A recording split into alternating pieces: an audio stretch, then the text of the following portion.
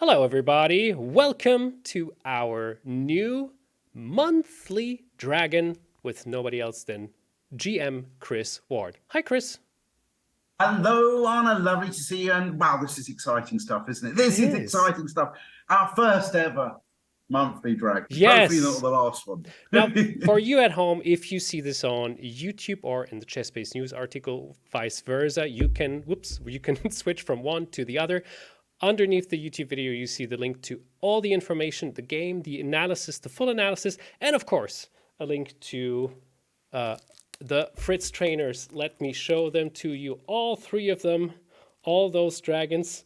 Now, so what I did is I've checked out your first dragon DVD, and I know. I bet you've been watching it every night. Come on, haven't you? non-stop. Now, I have to tell you, it is an interesting thing for me because in my whole life, and it's, I'm over 40 now, so I have never, ever, ever played the Sicilian or anything like C5 against E4. So I'm 40 plus, right? I'm 43 years Yeah, old. but it's Chris, never too late to teach old dog new tricks. Don't you this worry about this things was like just that. my question. Is it too late to start a new opening? And you say no.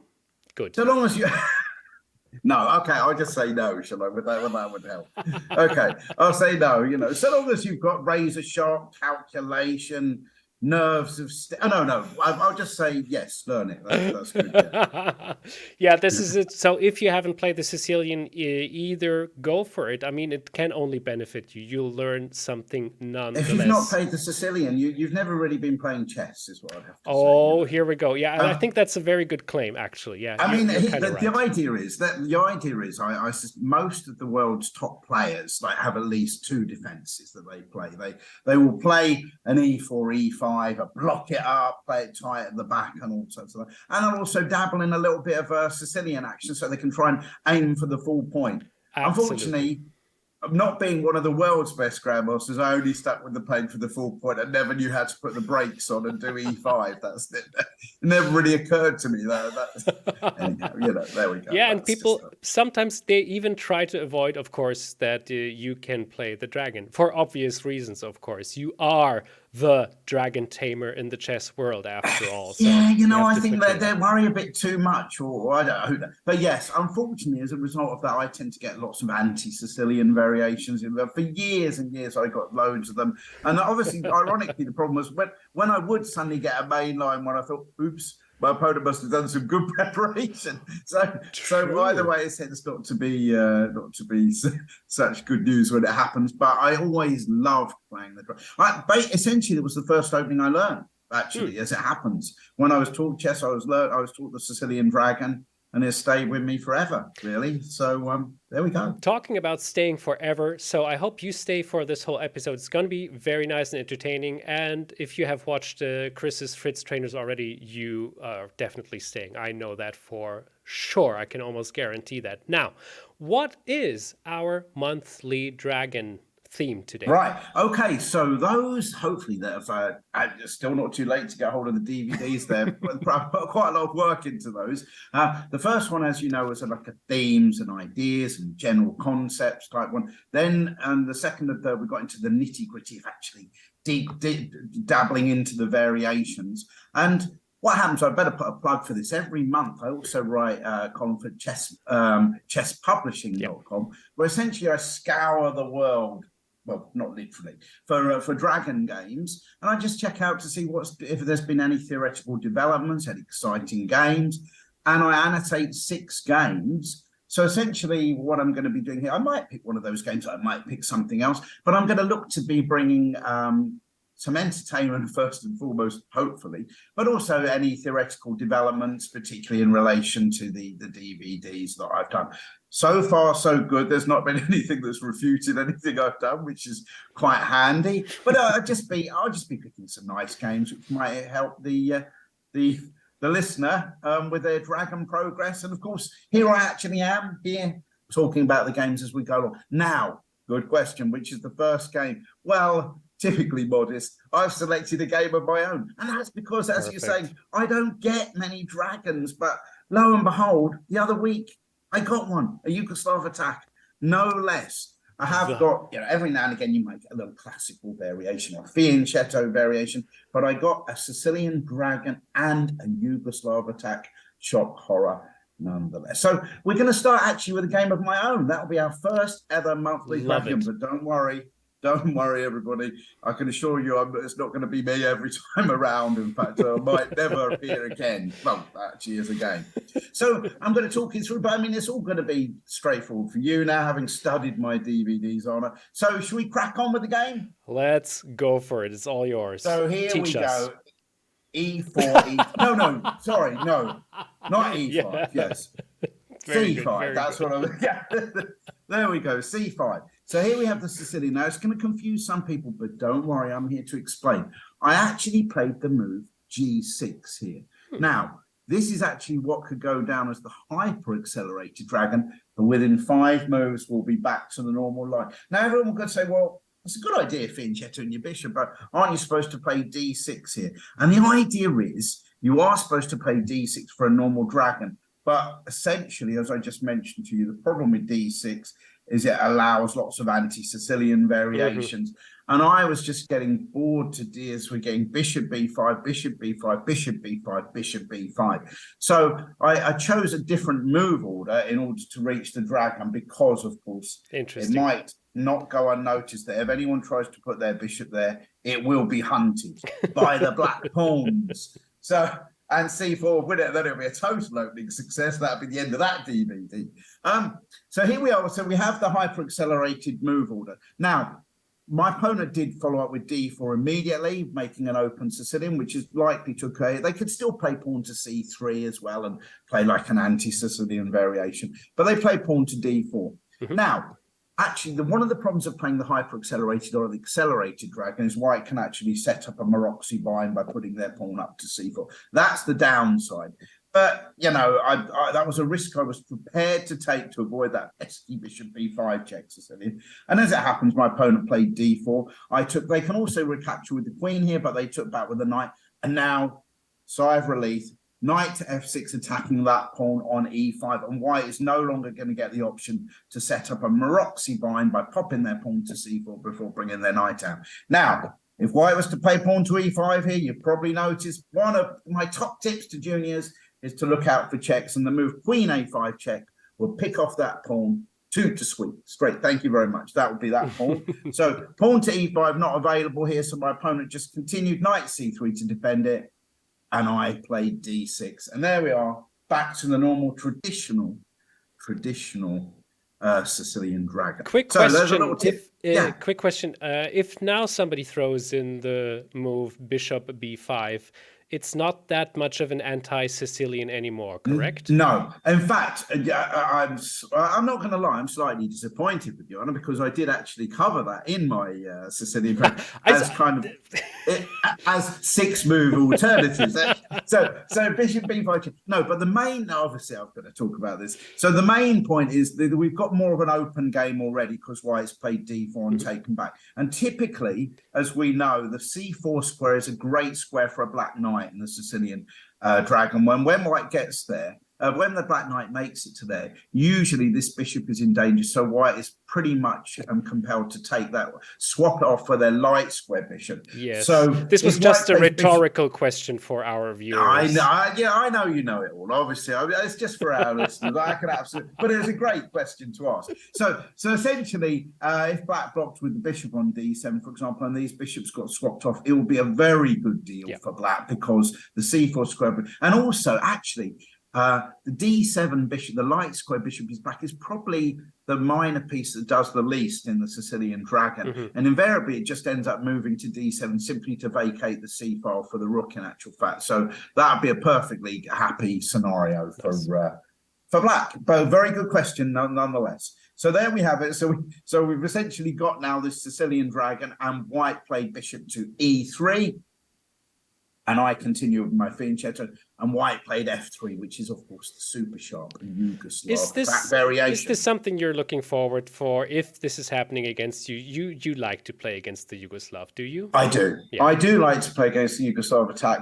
Because that's it. This is where the real battle begins. There's various other lines. It's not too late. Well, actually, of course, similar to the Yugoslav attack, there is a variation these days where white has actually been playing castle's queen side. Castle's king side will be the standard classical variation. Yeah. Castle's queen side, and I've done a complete section on that in my DVDs, which you might not see something like that anywhere else, because it's not really ever been written about in any textbooks, because it's a relatively that is, new system. But essentially, a lot of the things are the same, which is as the Yugoslav attack, which is white castling, and essentially, of course, all we really have is a trade of bishop e2 for pawn to f3. So that is still quite a sharp, exciting variation, of course. But the Yugoslav attack is the move. The pawn to f3. You could say, well, which is going to be better, bishop e2 or pawn to f3? Well, if the bishop is going to give itself up for the knight anyway, then obviously going to e2 first doesn't really help. And of course, the move pawn to f3 does help support a little lunge down there, as well as controlling this square just in general. Of course, I probably would be remiss of me not to mention it. I'm not sure how much I'm supposed to, but we all know why knight to g4 is a big mistake in this position. We do. If you can win that bishop, oh my word, that is absolutely delightful. Winning that bishop for a black knight is absolutely superb. But unfortunately, and again, there's my important mantra, look out for checks. Bishop to b5 check is a total disaster for black, because if you wanted to block on d7, then you're losing your knight straight away. That's not good news to say. Don't do that. So, don't try that at home.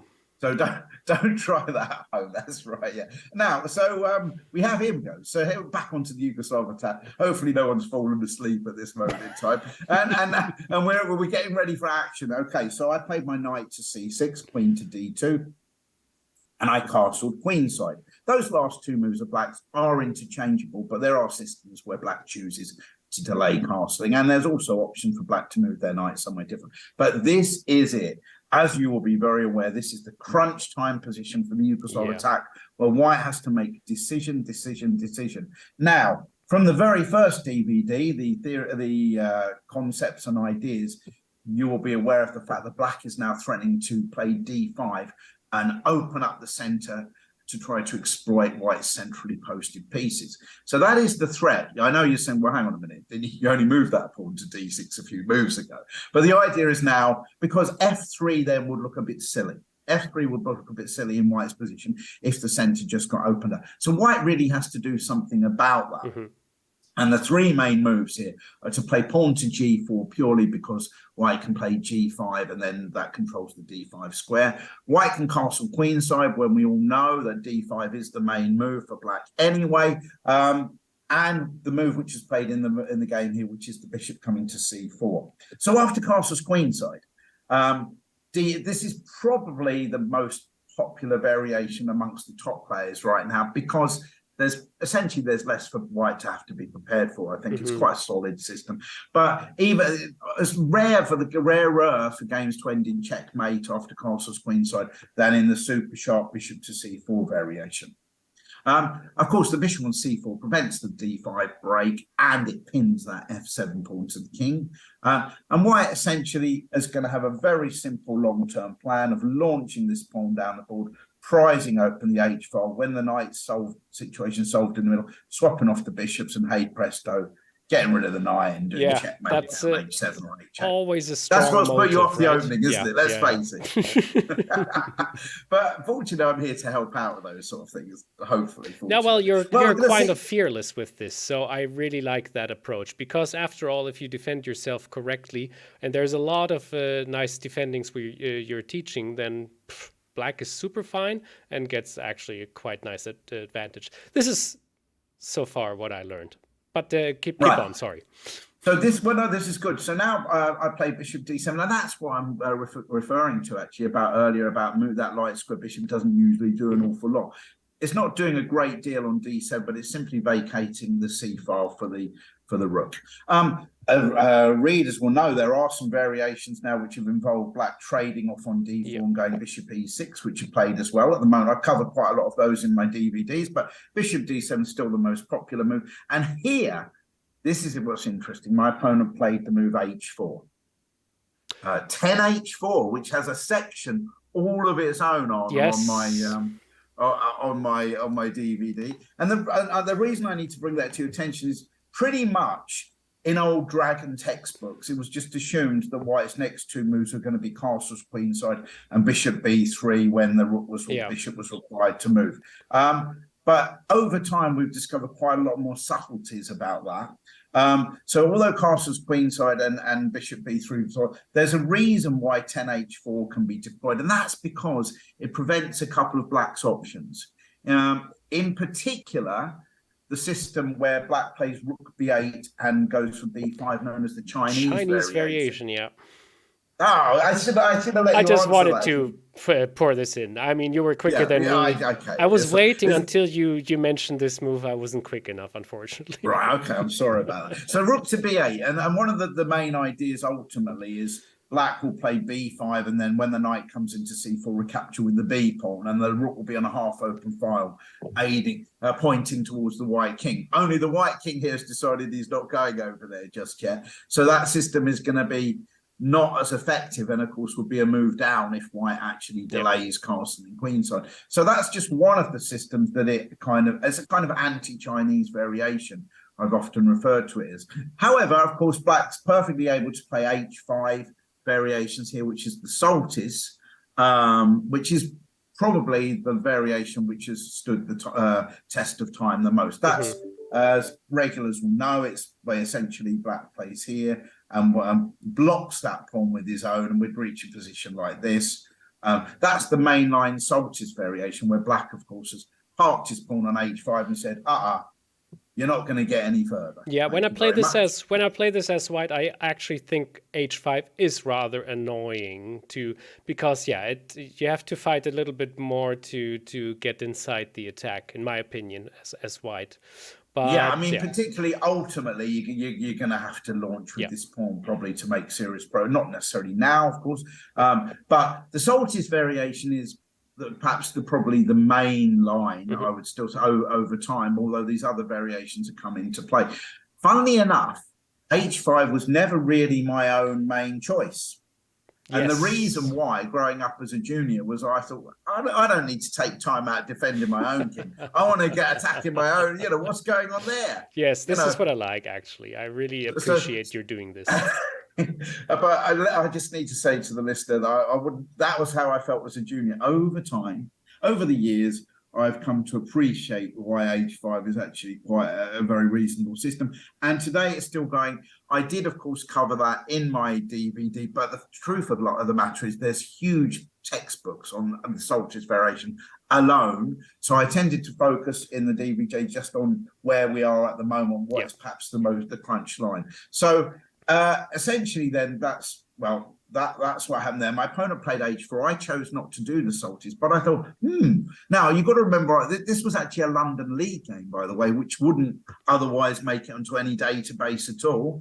It's literally played in some room or hall in central London, and there's no moves being recorded by the touch-sensitive boards or anything like that. And, people that lose their games might just throw their score sheets away.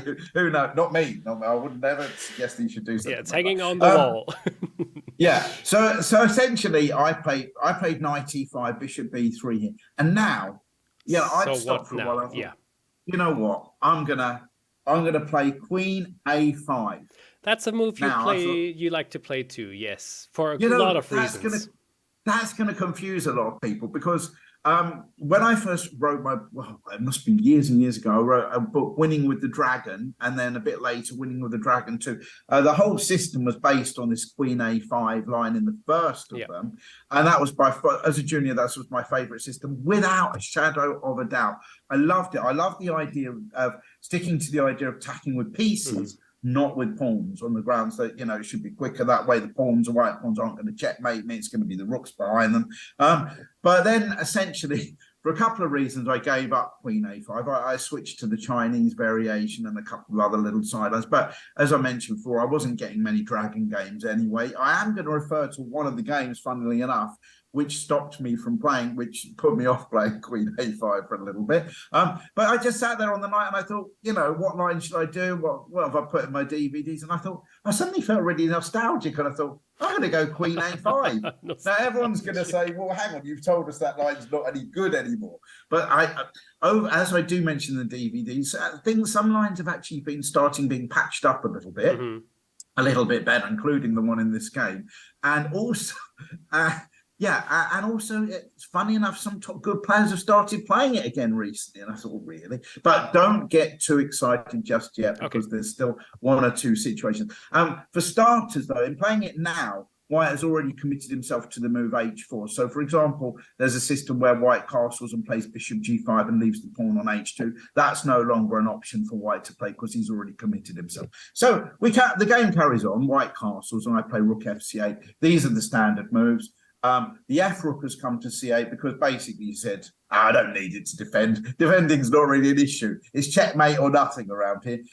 This rook might come to b8. The chances are the rooks are going to get doubled on the c file anyway, so it doesn't make a difference.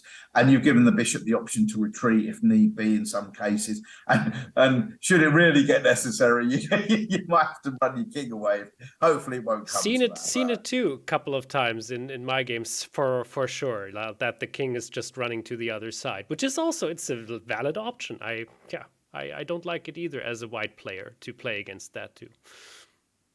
Yeah. So exactly. Well, here's what's going to happen though. The rook comes to c8, a very important move, because if White essentially now goes straight away with the h pawn, essentially Black is going to be able to greedily accept that, but we'll have to return the exchange on c3. The exchange sacrifice, a massive theme, because generally the rule is if you can compromise White's pawn structure and nick a pawn over on the king side, that's enough compensation for giving up the exchange, if you like.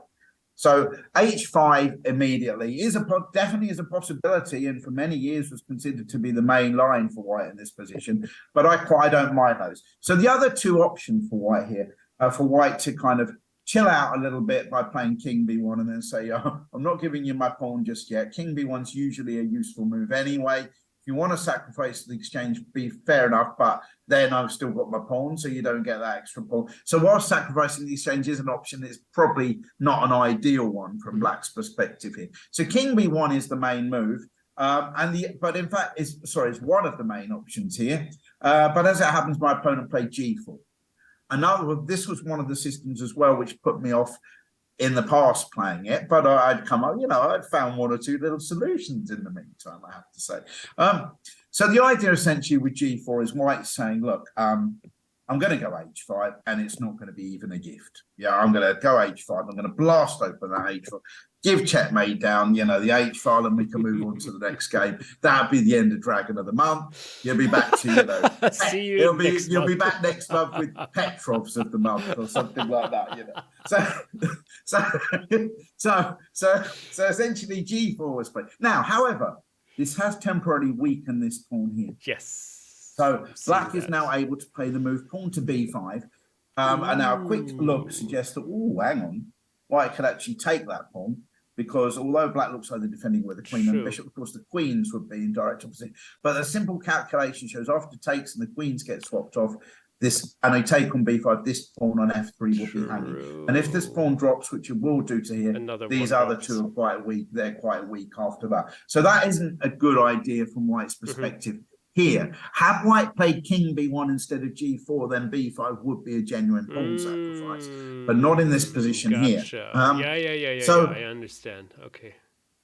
So quite sensibly, White says, well, there's a couple of reasons behind this move. Yes, to advance it, and the other idea is simply to park the knight on here with the view of recapturing. There are a lot of red arrows on my screen here, but recapturing with the b pawn and then opening up that b file. Nice plan. So White carried on with h5. Seems absolutely reckless. Right. Now, so reckless, completely neglecting his defences. Now, so pawn to h5. Now, here's where I'm going to branch off a little bit and show you the reason why I kind of gave up this system originally. Okay. And that's because I used to go through that with that plan that we mentioned before. It is worth watching. The other option for black, in this position, is simply to play knight c4 immediately to facilitate the doubling of the rooks. So, as mentioned before, after knight c4, bishop takes, rook takes. Well, also nice. You're really selling this side. There's a bit more to it than that, I'll have to tell you, but also nice. Quote, not from Chris. Now, so knight is c4 and facilitating is the other idea. Another very cheeky move I quite like is rook c4. Now, you're going to say, what the? Wait, you're giving away your rook. You're not even compromising the pawn structure. But the idea is, of course, that if he takes that, then you wind up with a particularly good, attractive knight on that square there. And meanwhile, for those that are saying, what's that all about? Well, the idea is you're actually threatening rook takes knight here, followed by knight takes f3. Okay. So, cute. however, the problem is I have analysed that in the past, and the move g5 throws a bit of a big spanner in the works. So I'm not going to go into detail. I was merely pointing out there's a move there. So knight c4 and bishop c4 are options, but b5 is the one I gave here. Now, the one I played here as well after h5. And so in the past, I used to continue with the move knight c4. Bishop takes c4, and then b takes c4. So the idea, obviously, is to use that half-open b file to get my rook and my queen going, preferably with checkmate on b2. The Chinese rook will do its action later. Yeah, the Chinese rook. But in actual fact, this shows one reason why the Chinese variation is better than this, because, of course, why bother having wasted a move on rook fc8 when that move would be much more useful? Yeah. So that is maybe one of the reasons why the Chinese variation came into fruition, really. So, but I'm going to show you this game because it's quite amusing here. I was once about to play in the Four Nations Chess League over the weekend, and I knew, or it seemed very likely, that on the Saturday I was going to be playing Grandmaster John Nunn. Who English Grandmaster. He doesn't play that much these days. We're going back a long time. This game, a game played in 1998. Wow, that's 24 years ago. It's a long time. And I knew I was going to play against him. And actually, I'd beaten him before in the Dragon, but he was the author of, I think, beating the Sicilian 1, 2, and 3. So back then, he was well known to crush the Sicilian. But I thought, no problem. 3 parts. That's the statement. Yeah. Yeah. But I was prepared for the challenge. However, I thought I'd better do a little bit of bit of preparation for this. And when I annotated this game, I annotated it with the title "Pressing the Spacebar."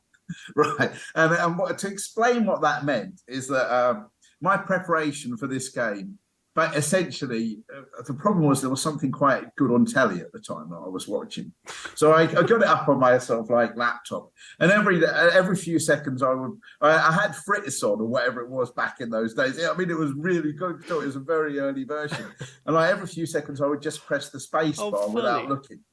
And this is a warning to people not to do that if you hop in your time machine and go back 24 years. These days it's perfectly acceptable, of course, because they think at about 1 billion miles an hour, these engines, of course. So essentially, every now and again I would cast a look down to it and it was saying, yeah, black's a little bit better. It's a little bit better for black. I thought, oh, this is fine. So essentially what happened here is he played bishop h6, offering the trade of bishops. My bishop dropped back to h8, and then he played knight f5. This was all part of my preparation. Well, Fritz 2's variation preparation. And I thought, this, I looked at it, I thought, hang on, I'm already happy, the idea, obviously, if I take with the pawn, queen to g5 is curtains. I take with the bishop, it's g takes f5, and my g file looks like being splattered open sometime soon. So rook e8 was what the engine said. It said, don't worry, there's absolutely nothing to worry about. Wow. It's fine.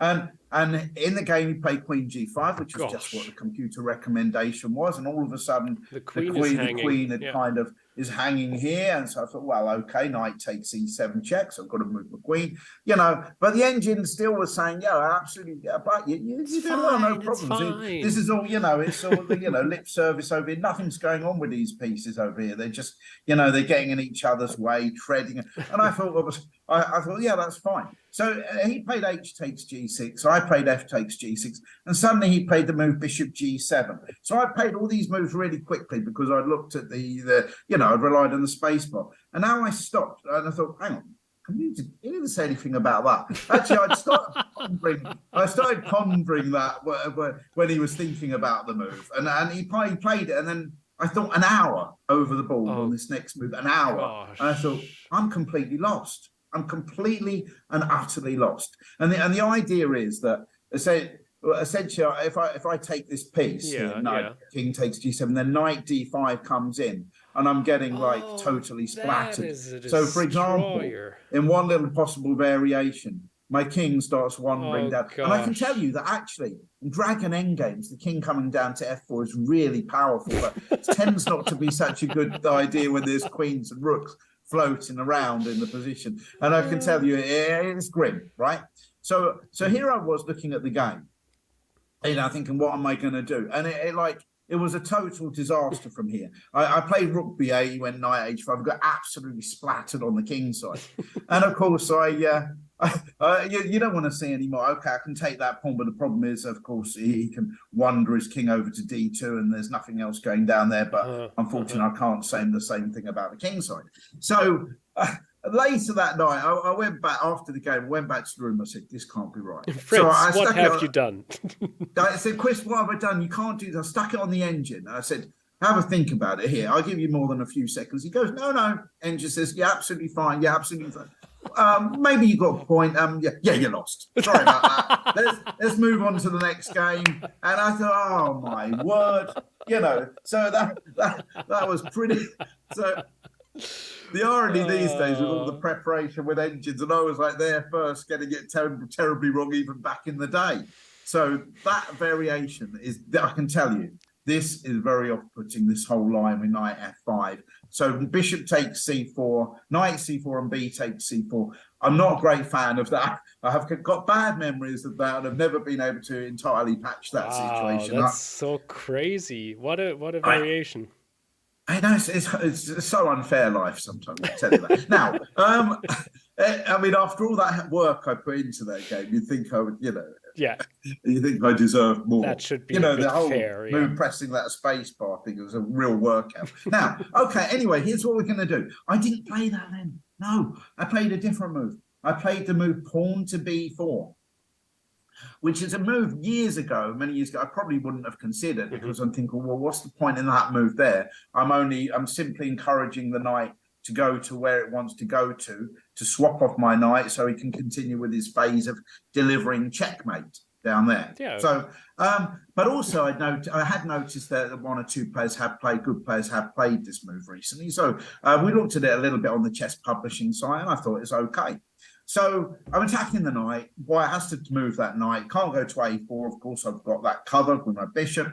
Going back to b1 would look ridiculous. I think, to be honest, I think White's best move now is to drop the knight over to e2. That's what I consider to be the best move. Then Black can go about facilitating the doubling of his rooks, and the game goes on, really, I think, from there. But obviously, at least after knight e2, Black's not going to get mated too quickly, because White's still just got to find a way to eliminate this knight before he delivers checkmate. So it's probably no surprise to the unknowing or uneducated in this particular variation that knight d5 was played immediately. So knight d5 occurred in the game. I took this. But White's got a couple of ways to recapture. I think taking back with the bishop looks the most obvious. But the point is, if White takes with the pawn, I'm going to continue in the same way I do, like this. And then White finds himself with losing one of these two pawns, which is quite handy. So White took back with the bishop, fair enough. And I played knight c4. Again, White has to give up that bishop. Well, if he moved his queen away, I can win the bishop, and B, I'm just threatening queen takes a2 and various checkmates down here. So White has to take that knight, and I take back. So Stopping here, normally you'd think this kind of position is a little bit dangerous because I've lost my knight here. If white could simply open up the h file and go bishop h6, it could be checkmate. However, a couple of things. First and foremost, this pawn here has to be defended. And secondly, it's not so easy to move this bishop with the knight under attack, of course, on d4. So white played the most sensible, logical looking move, king b1. And this next move, it can be played now or next go, but it's quite key to this particular variation. And this is why I like this game. It reminded me of games I've played many years ago, but it was at the same time, it was very different because I'd never had this sort of thing quite before. And that's to move the queen to e5. Now, the queen on this square is an absolute monster. Oh, okay. You cannot move the bishop to f4, of course. Yeah. I just understand it now. Okay. So the bishop, again, there's more pressure on that knight on d4, as you're realizing. And of course, the knight is pinned to the checkmate on b2, which is very important. And at the same time, should it become necessary, the queen will offer some defensive resources by being able to swizzle back to g7 or whatever. That's actually really nice. Yeah, that's a good move. I like that a lot. It's not so easy to spot. I hadn't had it on the radar at all, but it fulfills every duty there is, like really. Yeah, really and I think nice. this is the move which makes this variation quite viable for black in actual fact. So I'm not going about to say, oh yeah, black's winning in all variations, but actually the engine thinks black's quite fine now. And I mean, these days engines left for a little bit of time rather than 2 seconds on the space bar with Fritz free. No offense to Fritz free, but I doubt you sell that variation at that variant anymore in the shop. So here we go. So queen e5. And actually, my opponent did thought for a little bit and did come up with the top engine move. One of the other problems is the queen is, of course, attacking this pawn here, making it very difficult for white to play f4.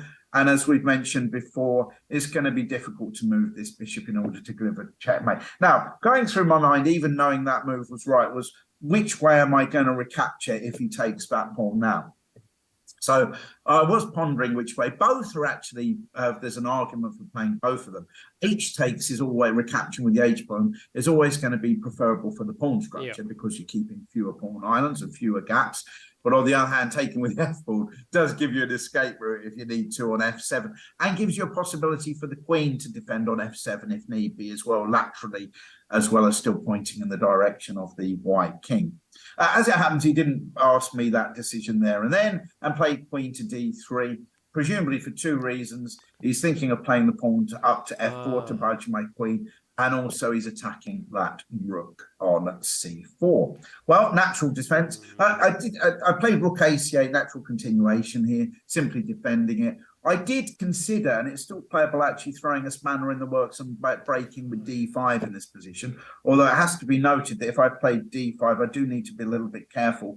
Namely, that I can't really just take this pawn back immediately because this annoying knight to f5 comes into play in some sort of variation. So well, in some variation, let's not get too panicky about that now. d5 was an option. I played rook a c8. Now, simply defending the rook and, for the eagle-eyed, threatening to take that pawn on c2. Because, of course, he can't recapture with the knight because it's pinned to the checkmate on e2. Generally speaking, I'm going to be happy with a swap of queen and a pawn for 2 rooks. Yeah, I understand. For starters, bishop pair. I suppose these days, often queen is often, some grandmasters consider them to be worth 10 points anyway, don't they, I guess? I still with the old traditional 9 points from the old textbooks. So that would be a fair swap anyway, but at least there's no chance of getting checkmated and all the rest of it. And then my queen and pieces can work their magic. So I would definitely be threatening to take that. My opponent, though, played f4. Always the idea, presumably, was to play f4. That's what I thought. Attacking my queen. However, that has obstructed this diagonal towards h6.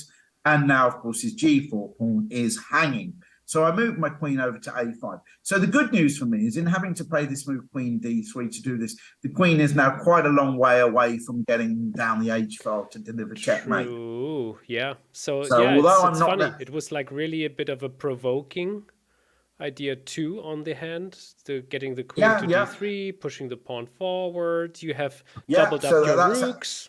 That's nice. Oh, you're like a natural. I don't know why you've been doing all this Alakine defense type stuff. And you should have been, seriously. You should be getting on with the real deal. So here we go. So again, a completely novel position for me and probably life in general and all the rest of it. My opponent did now take my pawn on g6, but now definitely I'm thinking, I'm going to recapture the h pawn. Yeah.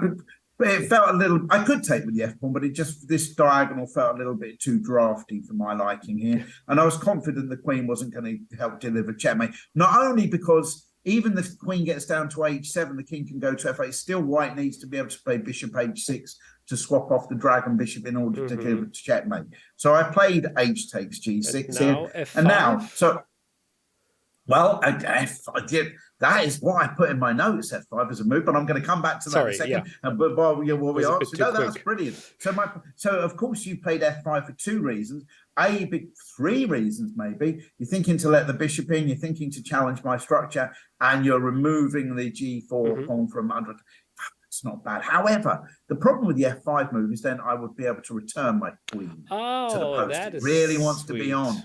Although I Yeah. did look at a particularly interesting variation, which is that I would be once again threatening my take c2. So I have also while I'm sitting pretty here and stopping this moving, I have got other long-term plans. For example, I could literally razz my pawns down here somehow to cause some threats, and I could even maybe consider a move like bishop a4 to attack c2, as b3 would concede the c3 square to my rook. So I've got other ways to pile pressure. I did look at a variation g5 then here, such that rook takes c2 could be met by f6.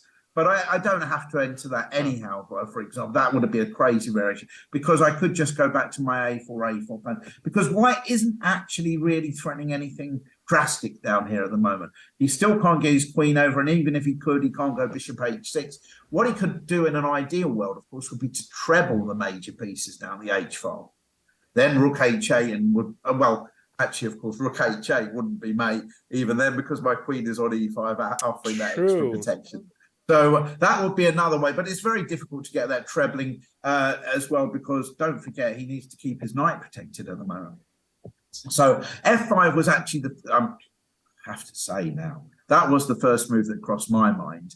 So you're really thinking in the right way. I'll have to say you've got everything under control. But my opponent in the game played the move rook dg1. Might have been a bit better, maybe, yeah.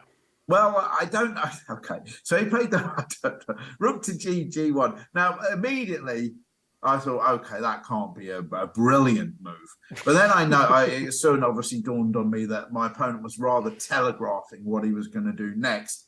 And that's not actually to put the pawn on f5, but actually to put the knight on f5. Because he would like to get this motive you had with John Nunn, right?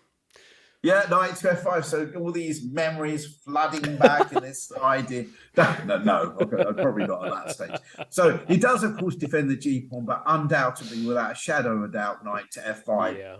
Now, probably the reasons I'm probably not never made it as one of the top grandmasters is my the way I calculate and consider moves probably isn't to be the best here. So, for example, here. The first thought that went through my mind was one of the main plans that I'd had in mind all along, which was to go e5 to force that knight away from that square so I could get down here and look to blast open and get my bishop along this diagonal then. Okay. Well, I looked at e5 and I thought, that is ridiculously provocative here. He's aiming to go knight to f5 anyway, and you're doing it after blocking your dragon bishop. That can't make, So I looked at e5, I thought, yeah, I'll think about it. Then I thought, no, hang on, come on. Let's think of some other options here. I must have some other attacking dragon-like options. So I essentially thought to myself, I know what I could do. I could go rook c3 as a possibility here. Now, that literally just says, here, take my rook if you want to take it, which presumably my opponent would take it. And then I could replace that with... So I thought, this is interesting here. Am I getting enough compensation here for the kind of like rook? What the... And one variation that particularly appealed to me, I thought, oh, this would be lovely, is that, I mean, the idea is obviously I'm looking to get some checkmates around about here. Sure. One variation, which I thought was very appealing, was to go bishop e6, finally bringing the light square bishop in on the act. And the idea being that if white says, oh, thanks very much, I'll have that, then I have a juicy little tactic in the form of queen takes a2. Come on. Yeah, that's it. Rook a3, and rook a1 check. But the only two pieces Whoa. I've got left on the board. That's not a bad little idea, is it? That's Andersen's Immortal, just like an update. So the problem is, okay, and this is why I've come to realize this is what I think actually separates a good player or good club player from a really good one, which is you can analyze a variation. You can say, oh my word, that's good, that's really good. And if he does that, I got that, that's good. Oh, if he does that, I can do that. It's really, and then you see one line which doesn't quite work, and you think, I can't do it. I can't do it. Whereas in the old days, I would have been tempted to say, oh, go on. Come on. Yeah. Let's see what he might not do that. Let's see what I'm happens. still in my old days. I cannot get rid of those old days. I always had old days, I guess. I always go for this line. Well, if they do that, yeah. So this is what you're mentioning. I'm the amateur player. So what does the pro do? The problem would be that knight to b3 would throw quite a big spanner in my works, and I couldn't quite. He doesn't have to take that. And even though I've got bishops, and I mean, I analysed a few variations like taking this and then sacking that and then checking down there. But the white king does seem to run away, and I am about two rooks down is never really great. That's not when enough. It comes to the end game. So that's not enough. So essentially, I did analyse rook to c3, but in the end, I thought no. Back to e5 again. Yeah, the variation I'd analysed. Sorry, it's not e5 here. So the variation here where I take he plays rook dg1, and I play e5. So this is what I went for. I analysed it again. I thought, yeah, actually, this seems to be okay for me. I wasn't 100% sure. I must admit. And of course, straight away, my opponent, he was never gonna. If he played knight to b3. Or went away that direction, that was never going to be a particular issue. Always going to be the crunch move was him playing knight f5, which of course is why he played rook dg1 anyway, so he was never going to pass up that opportunity and played it fairly quickly. So the idea of me taking with the g pawn here and him recapturing the g pawn wasn't very appetizing. Let's just put it that way. Yeah. So I was always going to take too rosy. Not too rosy. So the other use of this bishop on d7 is just to give itself up for a knight when it comes to f5. And so I did take this. And then my opponent did recapture with the g pawn. So it's looking all fun here at the moment. Crazy game of chess so far. And of course, white is piling down, looking to pile down the g file. However, it's my move. And I took that pawn there on f4, which of course attacks the bishop and once again opens up the bishop. So I'm now threatening again to play rook takes c2. That's so tempting the whole time. Yeah, exactly. So essentially, so for example, if my opponent now took time out to take on f4, then rook takes c2. I think this is looking incredibly. It's looking very dangerous, basically, if I get rook down there. So of course, maybe in the old days you might have got players to do that, but these days they just go straight for the sharpest possible line here. And my opponent took on g6 instead of taking here, which means I could, of course, take his bishop. But taking his bishop, he's going to take on f7. He's got rooks and everything down there. Queen can take the d pawn. So I thought, no, that isn't what my plan is at all. My plan is returning the queen to the scene of her, where she always wanted to be. So I'm not interested in the bishop just. Yeah. So essentially, I'm offering a little bit of a defense here to my bishop on g7, a little bit of security, whilst, of course. You said it out loud over the board. You said, "Oh, I need to defend my bishop."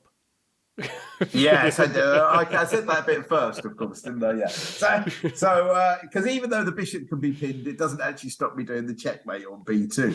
So, yes, I went queen e5. That's it. And no great surprise. White now removes that pawn on f7 here. G takes f7 check.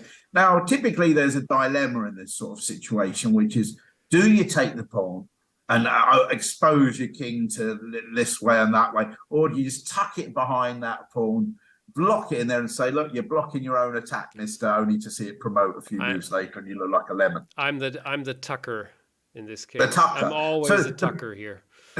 You're always the tucker. Well, as it happens, the point was, I figured in my mind, I figured whether I took that pawn or played king to f8, White's best next move was to play rook takes g7.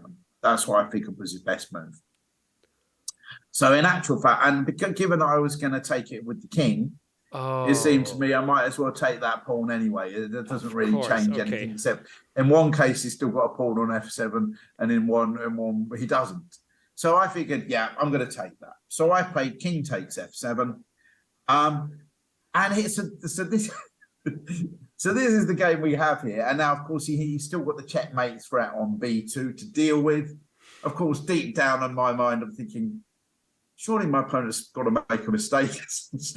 That's usually It's how I play about my time, games. Actually, yeah. if my opponent's not highly rated, I think, hang on, surely they're gonna make a mistake. And probably this was the moment where they made it. What he actually did now is he saw his bishop was attacked, the checkmate threat on b2. He drops the bishop back to c1, out of danger, defensive. But you can't be playing like that when you play the Sicilian Dragon. It's got to be only forward gears. You can't, reverse is not really an option. And it looks massively tempting to take the pawn on f4, right? Well, not with queen takes b2 checkmate, no. Now that you're mentioning this, you're right. Yes, that's true. You were the That's one true. that drew that attention to the audience a little while ago. But the massively tempting one, they're all sitting there at home, the audience go, what? Come on, rook takes g7. It's got to be rook takes g7. You've got to get rid of that dragon bishop. Everyone knows that dragon bishop's such a good piece. Let's take on g7. So I basically, my calculations had gone rook takes g7 check.